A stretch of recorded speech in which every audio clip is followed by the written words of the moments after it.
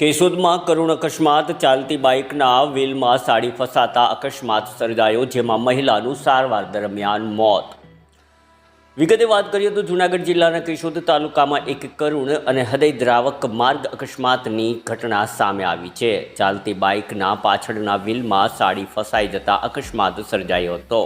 પ્રાપ્ત માહિતી અનુસાર તાલાળાના રહેવાસી યોગેશભાઈ ઉધવજીભાઈ પરમાર પોતાની પત્ની રસીલાબેન સાથે બાઇક પર તાલાળાથી બામણાશા તરફ જઈ રહ્યા હતા. તે દરમિયાન અચાનક કેશોદના પીપરી પાટિયા નજીક રસીલાબેનની સાડી બાઇકના પાછળના વ્હીલમાં ફસાઈ ગઈ હતી, જેના કારણે બાઇકનું સંતુલન બગડતા રસીલાબેન રોડ પર પટકાયા હતા અને તેમના માથાને ભાગે ગંભીર ઈજાઓ પહોંચી હતી. સ્થાનિક લોકો મદદે દોડી આવ્યા હતા અને 108 એમ્બ્યુલન્સ મારફતે કેશોદની સરકારી હોસ્પિટલ ખાતે ખસેડવામાં આવ્યા હતા, પરંતુ ફરજ બરના તબીબે તપાસ દરમિયાન તેમને મૃત જાહેર કર્યા હતા. આ દુર્ઘટનાના સમાચાર મળતા જ પરિવારજનોમાં શોકની લાગણી પ્રસરી ગઈ હતી. કેશોદ પોલીસે અકસ્માત અંગેનો ગુનો નોંધી સમગ્ર મામલે તપાસ હાથ ધરી છે.